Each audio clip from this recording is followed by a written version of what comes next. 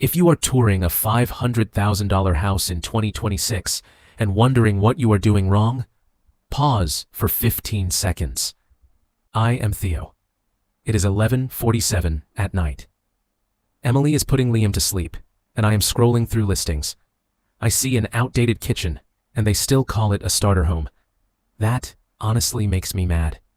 As far as I know, the bank approves your mortgage based on your debt-to-income ratio, not on whether you can live comfortably. In a minute, we are going to add up the full monthly housing cost, including private mortgage insurance, then work backward to the minimum salary you would need. Here is the punchline. Getting approved does not mean you can actually afford to live. The real question is not how much can I borrow, but what does my life look like after I pay the bill every month? I am going to use the guideline that housing costs should be around 28% of your pre-tax income, and the bank guideline many lenders use is a debt-to-income ratio around 43%, based on high-confidence lending industry guidance. The goal is that after I buy the house, I still have an emergency fund for Emily and Liam. Now we get to the part where the dream dies at work, the down payment. The old rule is 20%. On a $500,000 house, that is $100,000 in cash. Oh my God, $100,000. Emily heard that and just went silent, because we are still paying for Liam's daycare. And what surprises me is that people still say, just save for a few years and you will be fine.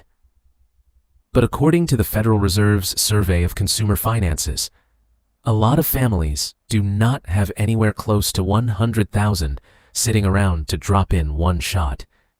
Even if you try to bring it down to 10%, which is $50,000, you are still not escaping.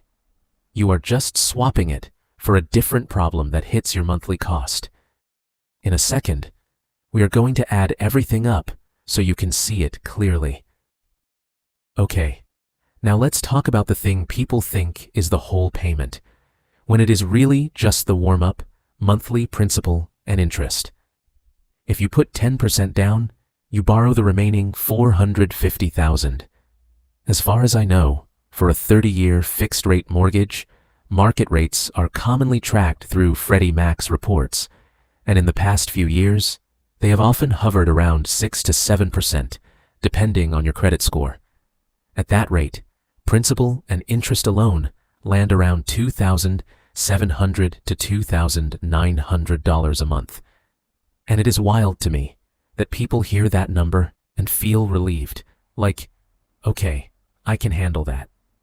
That honestly makes me mad, because this does not include property taxes, it does not include homeowners insurance, it does not include maintenance, and it definitely does not include the extra fees that make your monthly housing cost blow up. In a minute, we are going to add it all up. Next, we are at the part people love to forget. Property taxes. In a lot of places, it is a few thousand up to tens of thousands of dollars a year. And when you break that into monthly payments, it can easily be a few $100s a month. And according to insurance industry reports, homeowners insurance has been going up because natural disaster risk is rising. So that is another few hundred per month on top. Maintenance, using the 1% of the home price per year rule on a $500,000 house, comes out to about $417 a month. And if your down payment is under 20%, you also pay private mortgage insurance and other structured fees designed to protect the bank. This is where your monthly housing cost starts getting scary. Okay, let's work backward and turn it into an income number, so it is crystal clear. If your total monthly housing cost, after you add everything in, is around $4,300, then using the safer guideline of 28% of pre-tax income means your monthly income needs to be about $15,400, which is close to $185,000 a year. And if you use the bank approval standard people talk about, a debt-to-income ratio around 43% based on lending industry guidance, you still need more than $120,000 a year. And that is before you even factor in a car loan or student loans. Oh my God. Now you see why so many people get approved and still feel like they cannot breathe. Now, let me bring it back to my actual life so it is easier to picture. Emily and I both work, and Liam is still little, so our fixed costs are very real. Let's say our household income is $160,000 a year, which sounds solid, right? But that is not what we take home. After federal taxes, state taxes if you have them, Social Security and Medicare taxes, plus at least a minimal retirement contribution, we are usually left with about $9,500 a month. I am using that number based on a standard estimate from the tax tables from the Internal Revenue Service. Now subtract the full monthly housing cost of around $4,300, and we are left with about $5,200 for everything else. And then your real-life expenses start taking bites. 2 cars to get to work, with payments around $800. Car insurance, $250. Gas, $300. Because where I live, you cannot just walk everywhere. Student loans, if you have them, let's roughly call it $600. Family health insurance, the part I have to pay, another $400. Groceries for a family of 3, and Emily really tries to keep it tight, still comes out to $800. Utilities like electricity, water, gas, internet, and phone, $450. So now you are left with about $1,600. And what is wild to me is how many people call that comfortable. Because you still have, Liam, daycare or childcare costs, medicine, clothes, car repairs, doctor copays, your kids' friends' birthdays, all the little stuff that adds up fast. And all it takes is one bad month before you are checking your bank balance before you buy anything. That is how a $160,000 household ends up as a family with a house, but no cash. The next part is what really crushes people. Something breaks. In April, my car needs new brakes, $800. I think, okay, we can handle it. In July, the air conditioner dies right when it is the hottest, and the quote is $3,500. Oh my God. That is when you realize a house is never just a mortgage. Because when you are already pouring money into the monthly housing cost, you cannot build the emergency fund fast enough. So you put it on a credit card, then you are paying off repairs in installments. Then Liam gets an ear infection, and you have another doctor visit, copays, and medication that run a few hundred more. That honestly makes me mad, because these are normal young family problems, not luxury spending. And when the only question you are asking every week is, do we still have enough to get through next month? That is what being house poor really looks like. Let me say these myths out loud, the ones everyone keeps repeating. Myth number 1. If the bank approves you, that means you can afford the house. No. As far as I know, banks mostly look at your debt-to-income ratio and your credit history to measure default risk.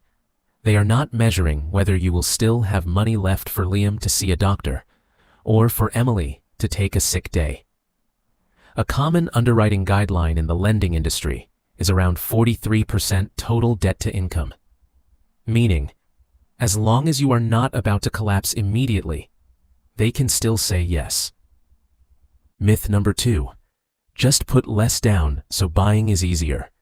It sounds reasonable, but it honestly makes me mad, because a down payment under 20% usually triggers private mortgage insurance.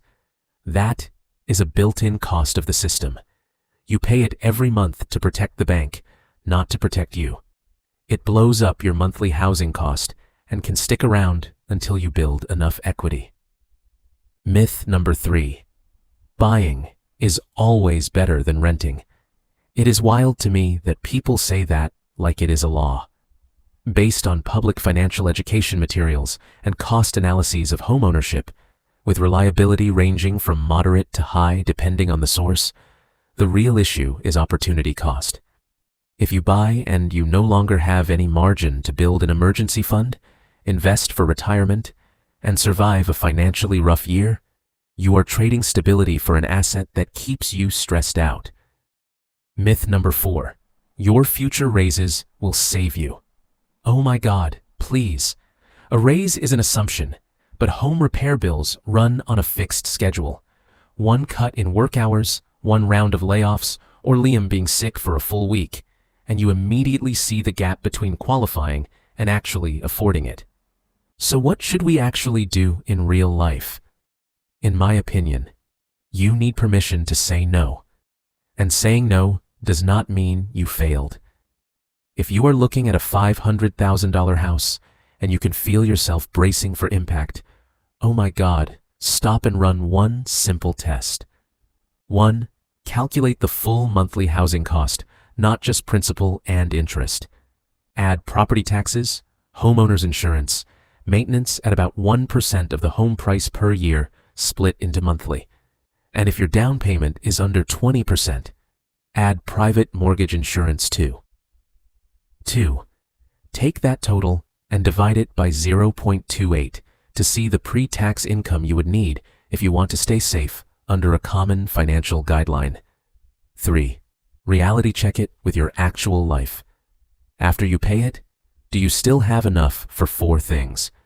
An emergency fund with at least a few months of expenses, steady monthly retirement investing, medical costs, and Liam's expenses, and still a little breathing room so you are not living on edge.